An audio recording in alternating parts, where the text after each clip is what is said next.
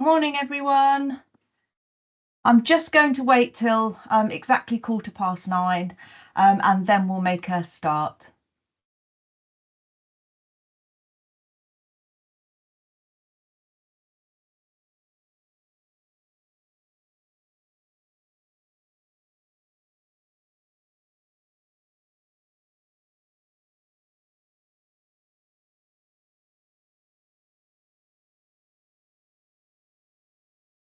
Right then, good morning. As you know, I'm Emma. I'm founder of Mighty Writer, and I'm running a training session for teaching assistants once a month for this whole year. And hopefully, if you've been on this before, you're finding this really helpful and useful. And the idea is that this is just a forum to allow you to share your practice, ask questions, perhaps gain some new understanding and maybe some new strategies which you can actually use in the classroom and which you actually notice makes a difference. So this week, the title is Visuals, Prompts and Physical Skills, Inspiring Writing Through Images, Handwriting and Dictation. So I thought we'd start with a question. Have you ever wondered why some children struggle to get their ideas on paper? And today we're going to look at 3 simple strategies that make writing easier and more enjoyable for every child. They're visual prompts, handwriting fluency, and dictation. And these approaches strengthen both transcription, your handwriting and spelling, and composition, your thinking and structuring of ideas. They're the 2 pillars of writing success. Now, the early years framework and the national curriculum make this clear, that writing isn't just putting words on paper, it's about thinking, structuring and expressing ideas. And as the new writing framework says, both transcription and composition must be taught explicitly and systematically. So obviously writing is absolutely fundamental to everything. It's foundational. So it's how pupils show their understanding in every subject. And it's a gateway skill for exams and life in general. But writing is also cognitively demanding, and children are juggling lots of things: spelling, handwriting, grammar, ideas, all at once. And our job is to reduce that load. And we need to build automaticity in transcription and scaffold their ideas so that composition can flourish. And research, and there's a significant amount of research done in this area, this backs it up. So the Education Endowment Fund calls writing one of the most cognitively demanding tasks, and it recommends sequencing skills and oral rehearsal to manage that load. And the National Literacy Trust shows that children who write regularly have higher attainment and just generally better well-being.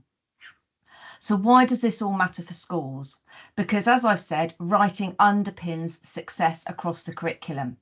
Pupils who can't write fluently struggle to demonstrate understanding in other subjects like science, history, maths, etc. Writing is a gateway skill for exams and employment. It impacts their academic achievement, their job prospects, and lifelong learning. And without strong foundations, writing does become overwhelming. As I've said, pupils have to manage multiple processes at once.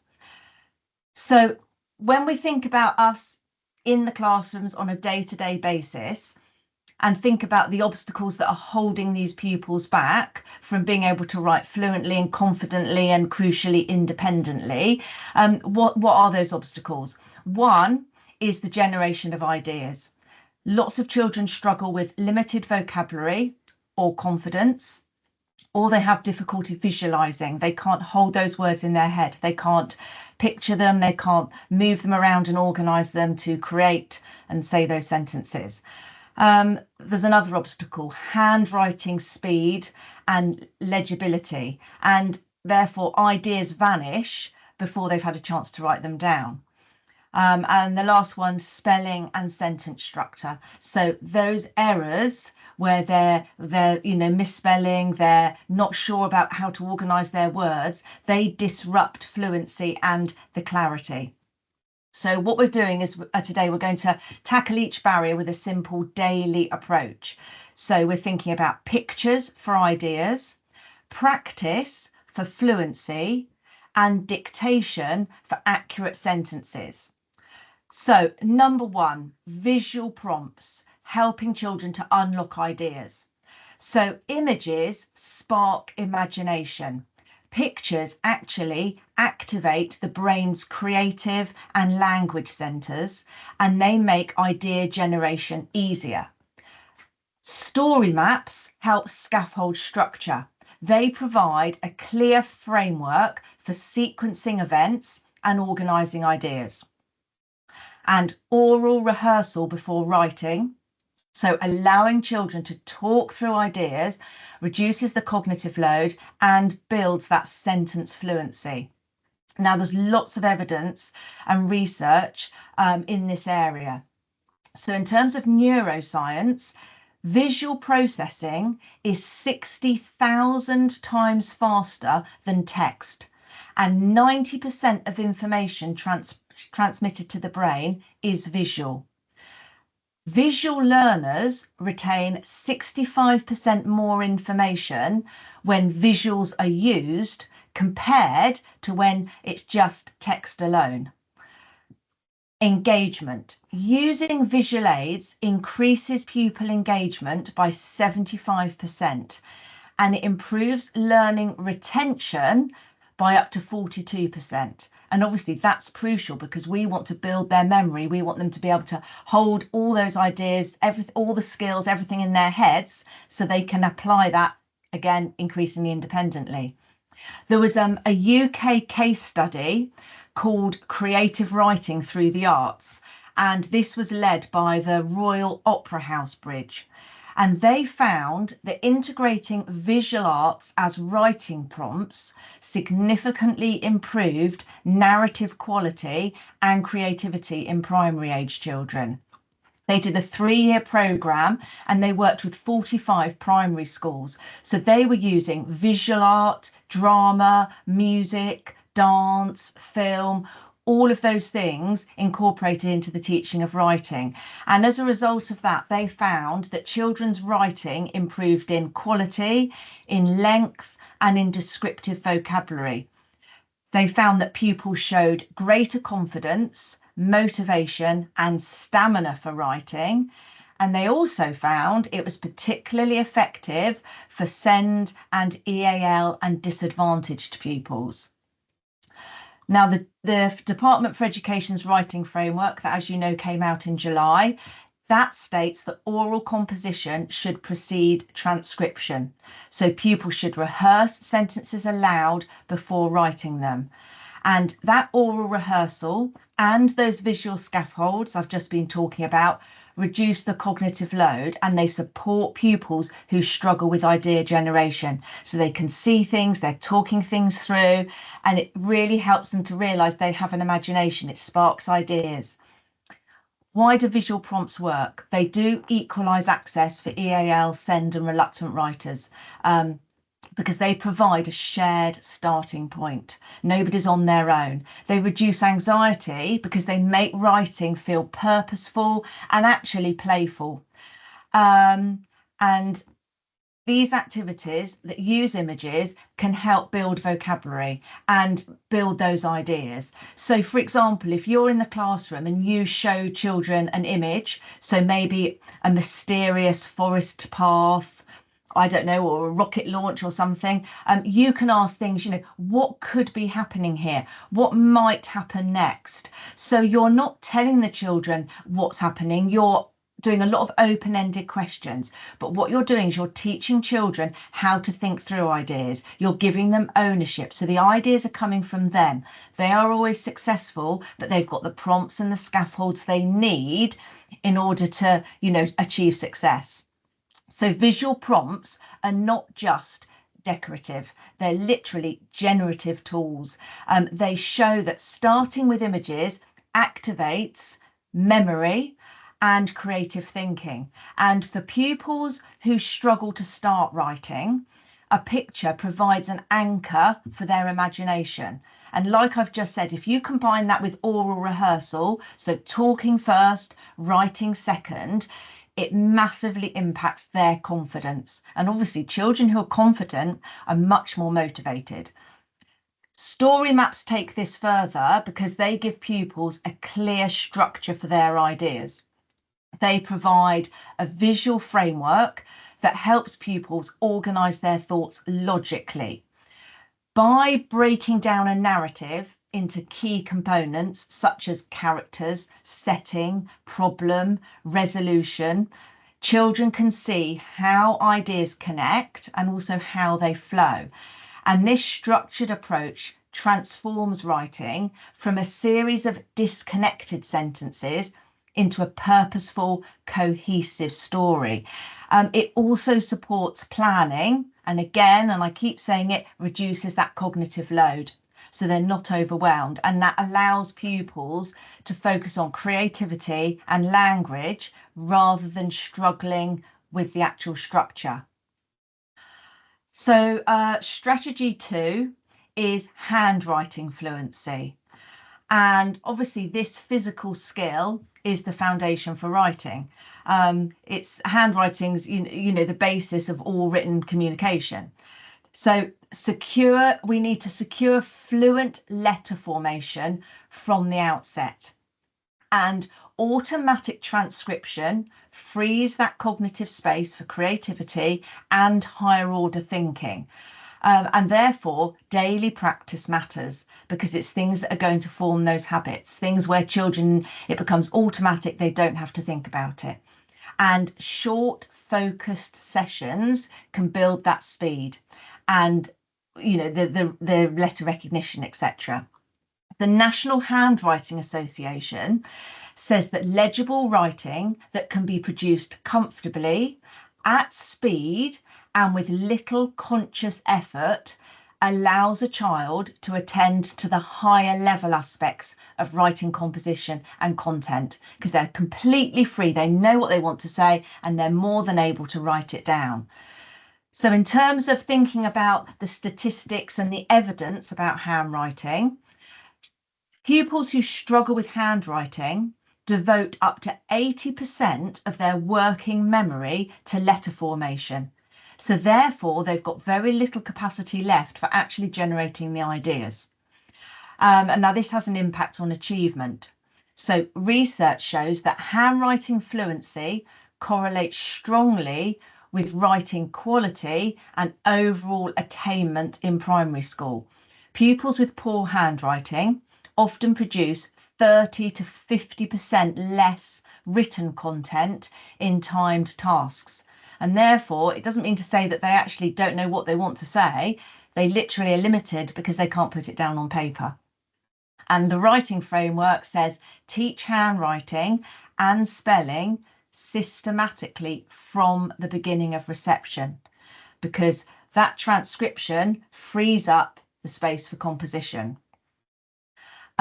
Explicit handwriting teaching does improve writing outcomes, especially for pupils with special educational needs and those in Key Stage 1, because the earlier they learn it, the quicker they can start to show what they're thinking. So handwriting is a motor skill, and that must be practiced like any other physical skill. Without the fluency, they can't keep pace with their thoughts, and that can often lead to frustration and children who are disengaging.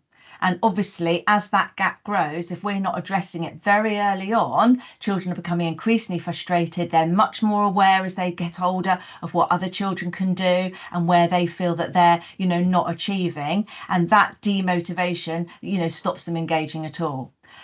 So in terms of daily strategies, just 5 to 10 minutes focused on letter formation or moving on to joining all makes a difference. And also, focusing on activities that strengthen finger muscles and coordination. And obviously that's very much evident in reception in the lead up to, or alongside handwriting, just to give children the physical stamina that they need and the coordination they need to be able to, put all of that together to write. And these are things you'll already be doing, I'm sure. So in reception, and even for some children in Key Stage 1 and possibly even Key Stage 2 who might still need elements of this, it's just helping them coordinate their fingers. And giving them strength, threading beads or pasta onto string, pegboards and tweezers, gripping that for small objects. Play-Doh modelling, things like rolling, pinching, squeezing, cutting with scissors along lines or shapes, using clothes pegs to clip onto card, drawing patterns in sand or shaving foam or even letters, so they can just feel the shape of the letters and then they've got that in their memory when they actually come to use the pencil and write them.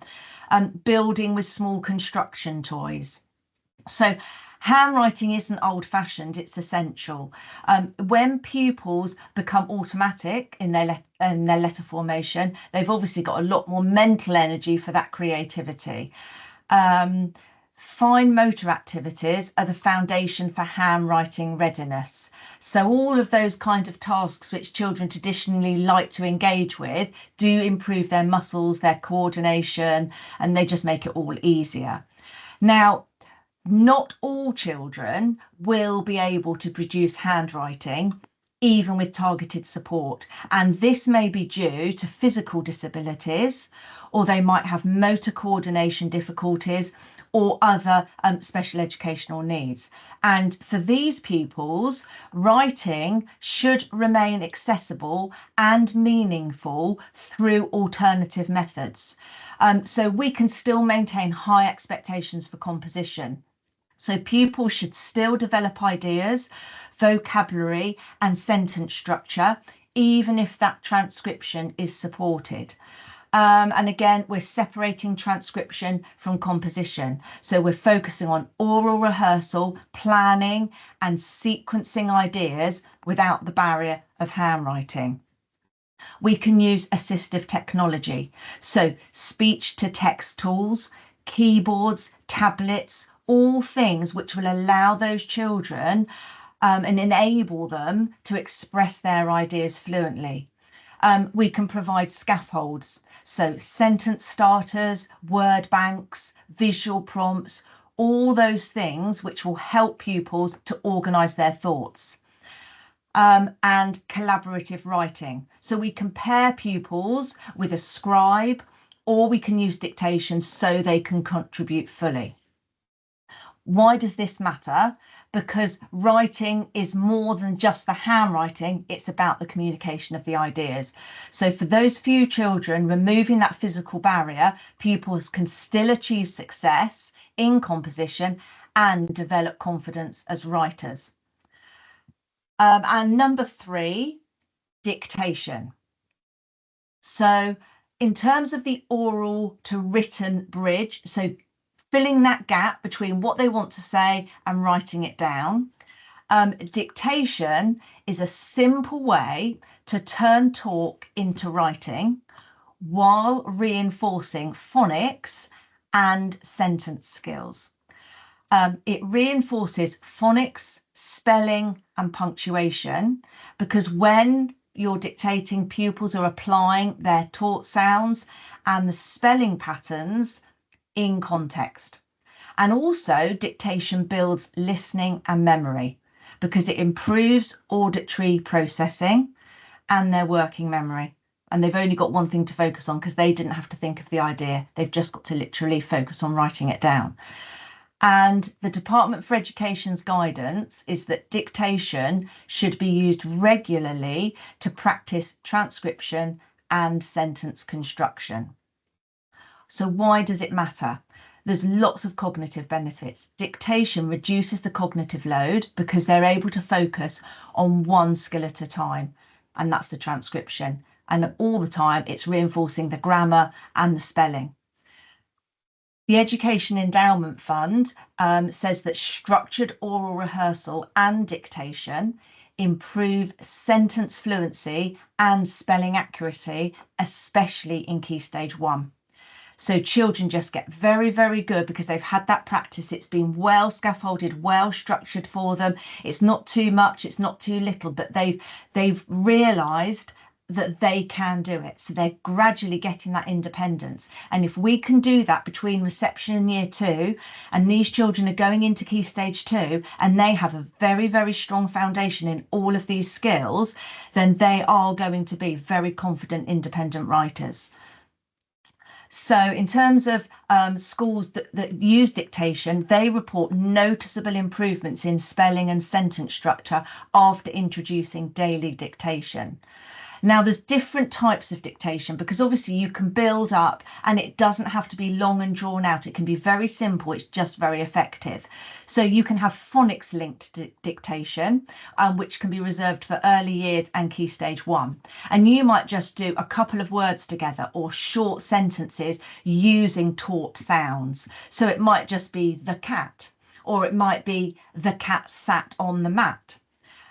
You can also do sentence dictation for grammar practice. So you can therefore include punctuation, varied sentence types.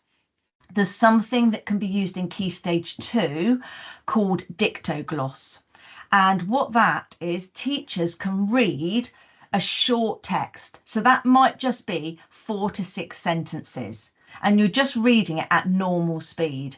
And from that, as you're doing that, pupils jot down key words, and then they work in pairs or small groups to reconstruct the text in meaning and structure. And that allows them to focus on grammar, cohesion, and vocabulary. So dictogloss really works because it reinforces sentence structure and cohesion. It encourages active listening and collaborative writing.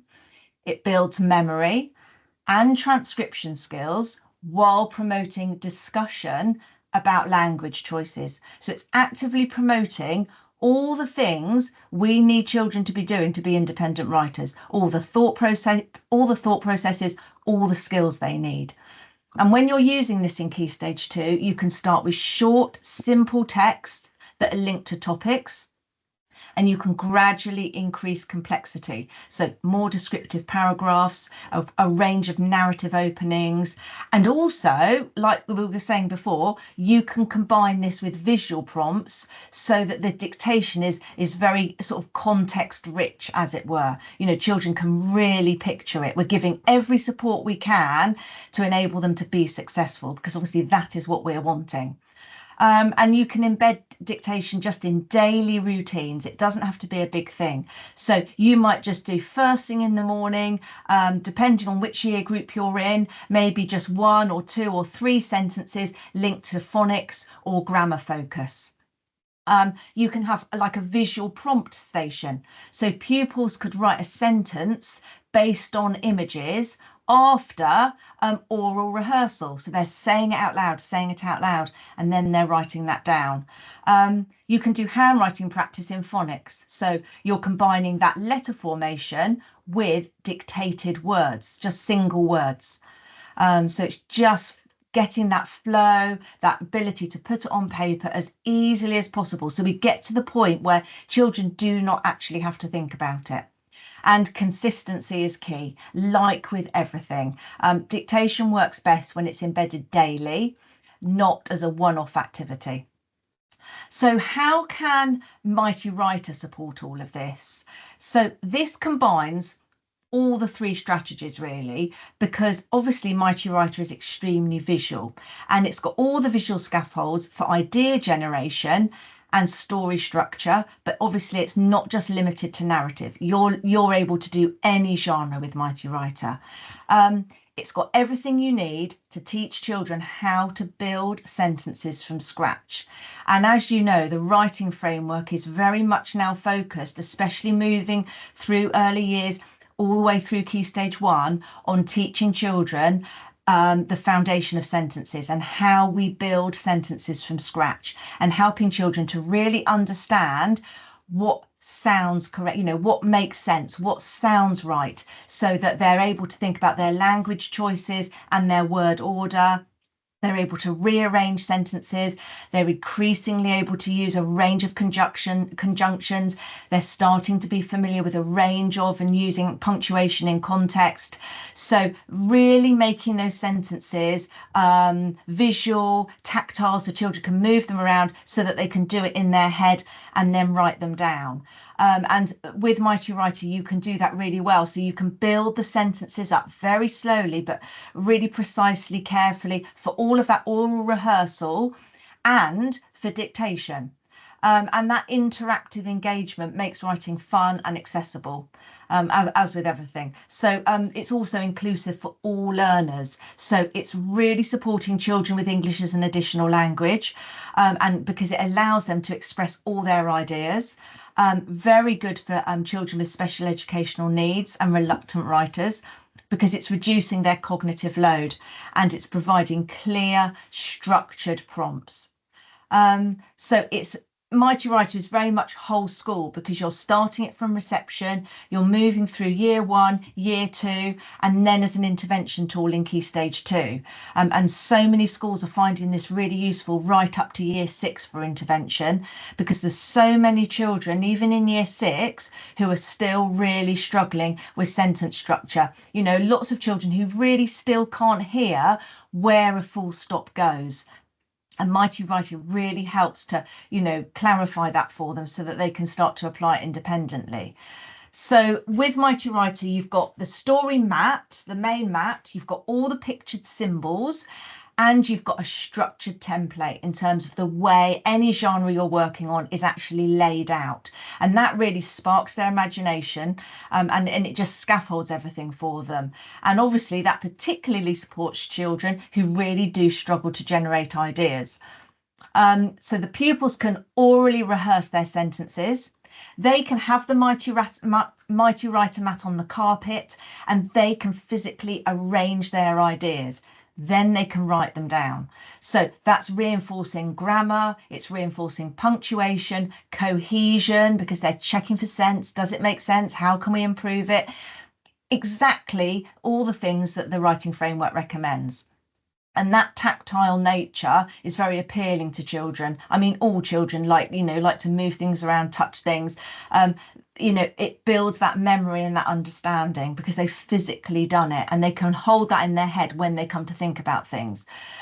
So schools that are using Mighty Writer, and I'm sure most of you are, they're noticing improved writing confidence from the first week, higher attainment in writing assessments, greater engagement from reluctant writers, and accelerated progress for EAL and SEND pupils. And Mighty Writer is really all about keeping it simple.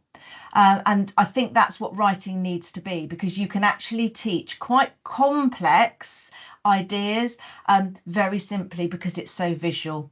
And so children are able to learn a tremendous amount, and you're actually able to teach a tremendous amount and constantly revisit and recap in a very short space of time. But the difference is the children are really with you. They're engaged, and they're taking it all on board. And it takes the stress out of teaching, because it gives you clear, practical resources that make those lessons structured, fun, and easy to manage.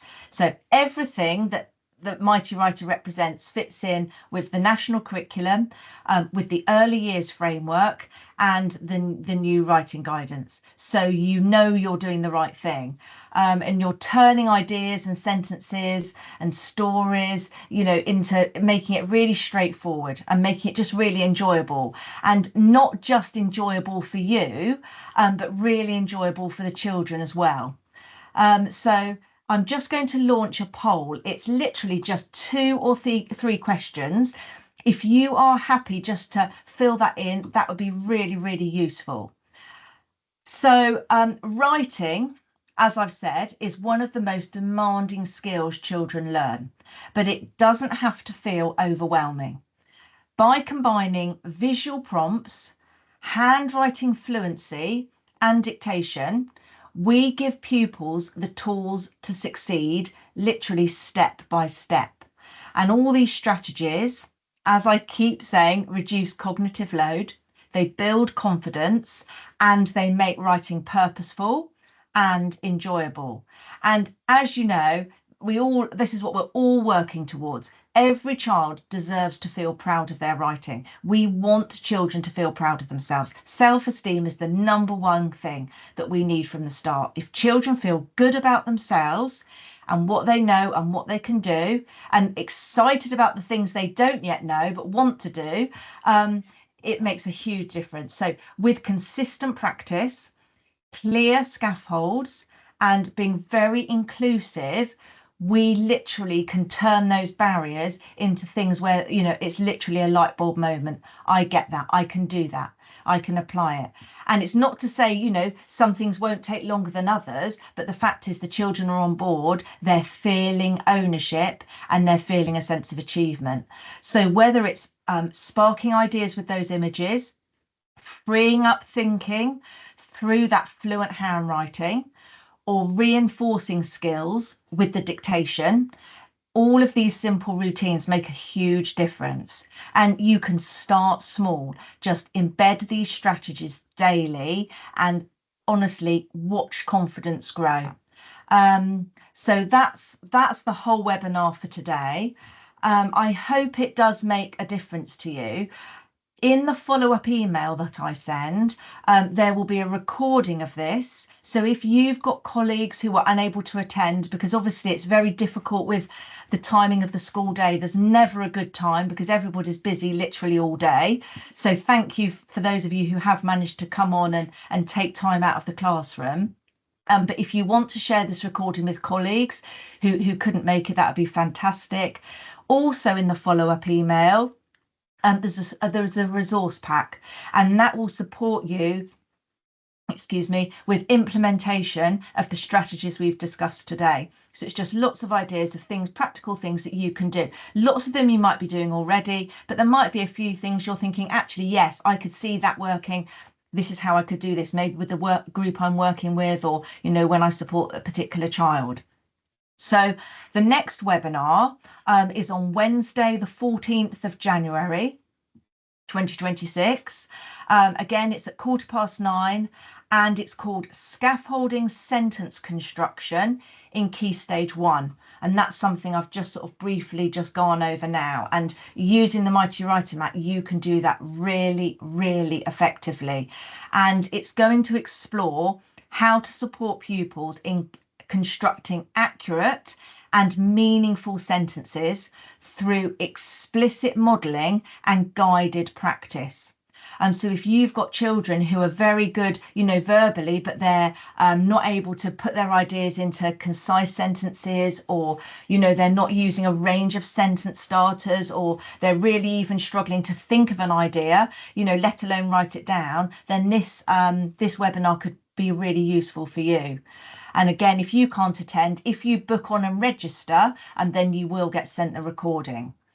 Now, I just wonder if anybody has got any comments or anything they would like to say. It'd be really good if you think, yes, you found this webinar really useful, or you may just have a question. Please do write it in the chat. Or if you feel able to, you know, you can unmute your microphone and ask a question out loud, or maybe make a mention. So I don't know if you're already using Mighty Writer, if you've got any comments on that or anything you're finding helpful, or if you've got any questions as a result of this webinar. So I'll just wait and just see if anybody wants to pop anything on the chat. And if not, then we'll draw it to a close in a second.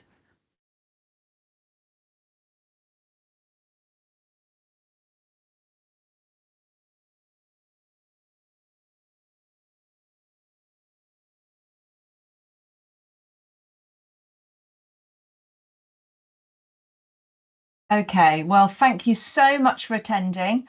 I hope the end of term isn't too busy, and that you have a really lovely Christmas holiday once you get there. Oh, somebody said, how can you break it down even further for special needs children? So with Mighty Writer, what you're doing is you're starting right from the beginning at whatever level that child is at. So where you see behind me, you've got absolutely everything you need to make children confident and independent writers.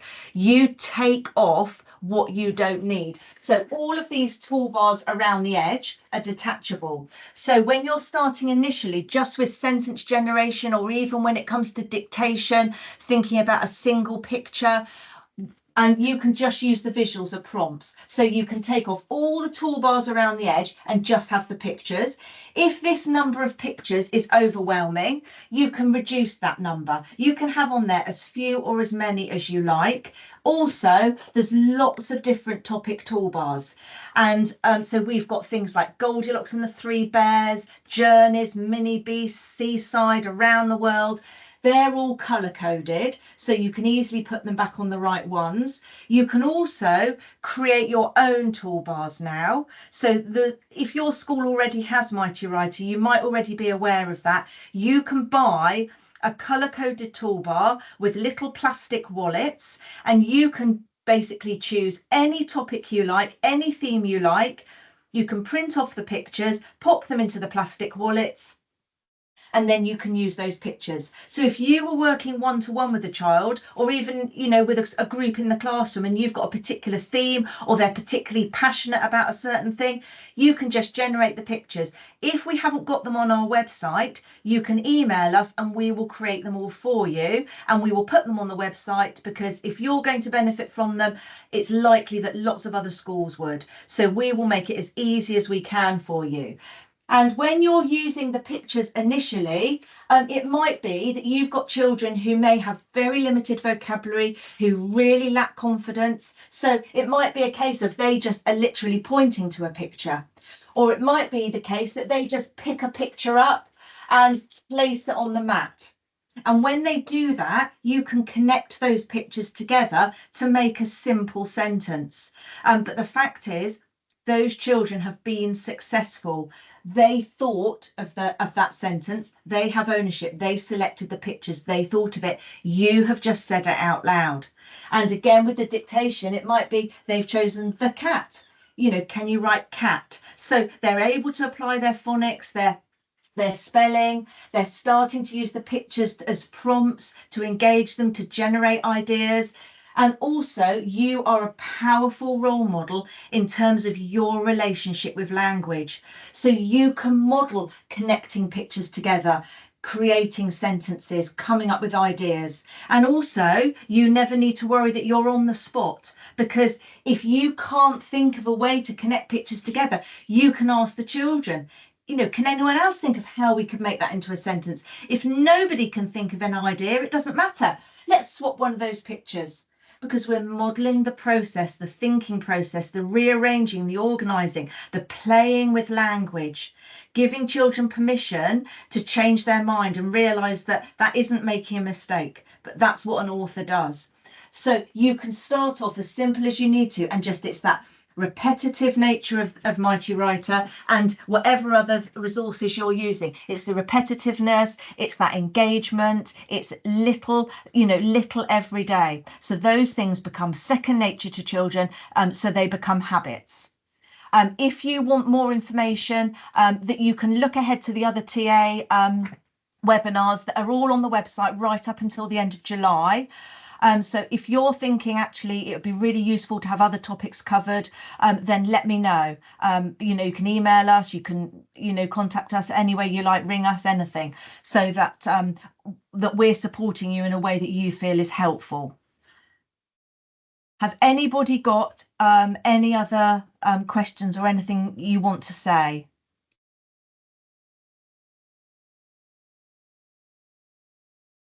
Well, thank you all so much for joining me. As I've said, I hope you have a good end to term, and it'll be lovely to see you again in the new year. Thank you. Bye.